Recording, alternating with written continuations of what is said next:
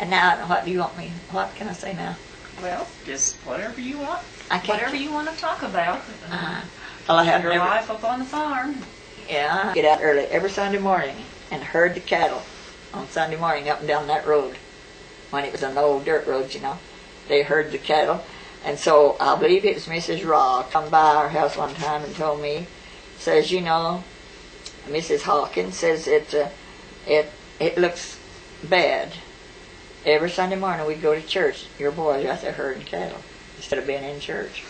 And said it would look awful good to see those boys get to go to church and herd cattle later. Well, that just really did hit me right. I said, well, that is right. And I said, I'm going to see the end of that. And I think after that woman come by and tell me, I thought about it too. And that's where we all started going to church, I think. And so we all started going to church, and the boys had quit. They didn't have to herd cattle on Sunday anymore. They went to church. And I thought that was the best thing that woman could ever done. I think it's Miss Ryle that come by and told me. She said, they'd be going to church, and your boys would be out there herding those cattle and running them like everything. Cattle would be getting away from them. And I said, she said, I felt so sorry for them out there herding cattle on Sunday. And so when you and Daddy first got married, you weren't going to church in the beginning? No, we didn't go to church for a while after we was married. Well, now why don't you tell us, Mama, when you became a Christian? Oh, my stars. Well, when I first became a Christian, I was about 16 or 17 years old, and I saved under an old brush arbor Baptist meeting revival we had in the country when we lived. Where did we live then? Back somewhere in Oklahoma, Texas. Anyway, they had big tent revivals and brush arbors, and I was saved, and I was really saved. Oh, I made a holiness altar out of that. I guess I got out and I was just clapping my hands. I was so tickled, and then I was going around asking other people to be saved, and we just had the biggest old revival it ever was. And I went to church pretty regularly then. Of course, we was away from church. We didn't have church close to us after the tent moved out. And but we had to miss church then a long time. Then we finally moved. We got started back to church. Then. Then when did you and Daddy start going to church then? That was after after we got married, and he come up here and he was smoked all the time, you know, just smoked. He drank beer, and he'd put his beer bottles in the icebox, and there I never was too good of a Christian, but I went to church all the time there after Jim died, and I went before he died, and so one time those beer bottles, they really hit me in the face, and this Addie Manning, he was one of the sheriffs at Fairview then, lawyers, and he'd come out all the time and fish. Wants to come out or drink beer or something with Chris. And so one Sunday I said, Chris, I want you to throw those beer bottles out of the icebox. I said, they're not supposed to be in here. That's not right.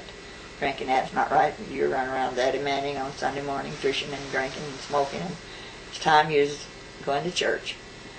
And he thought about it. I don't think he even got mad at me. He thought about it for quite a while, and old Addie'd come out there all the time and get him to drink beer, and he thought about it. He told Addie to come out there one time to drink beer and all, and he says, oh, I can't do it. He says, I'm going to church now. He said, I'm quitting smoking, and I'm quitting drinking beer. He says, no more beer. And I'm going to throw it out of I went and threw it out of the icebox. And he says, that's no way to live. And so he said that, Chris said that after he was saved and the Lord told him, he went out in the field to plow. Something, I think I told you this. Went out in the field to plow, and said he wanted to smoke again after he was saved. He was saved right down here at the camp house, old camp house. And he was really saved too. And do you remember who the preacher was that night? Who the evangelist? Yes, he was from Oklahoma City. He died. His old brother Murphy. And so he was so proud that Chris, and our whole family, I think, went up. And you told me that was the night that you rededicated your life, right? That's when I redid it, yeah. And so Chris went the next day then, went out to plow, and he said, well, he had to have a cigarette. And he reached up there and got him a cigarette, and I went to smoking it. He said, oh, I can't do that. I can't do that. And he said, I threw that cigarette away, and I reached up in my pocket again and got the whole package. Me want to cry when I tell it. Got the whole package and threw them as far as I could send them across the field. That's it. Says, that's it. No more for me. And he quit smoking and drinking that easy. He said, throwed his beer cans away, and there was no more beer cans put in her icebox. And no more cigarette smoking in the house. And we wasn't perfect, but we wasn't too bad either. And you just don't know how happy that made me when he threw those beer cans away and threw the cigarettes away.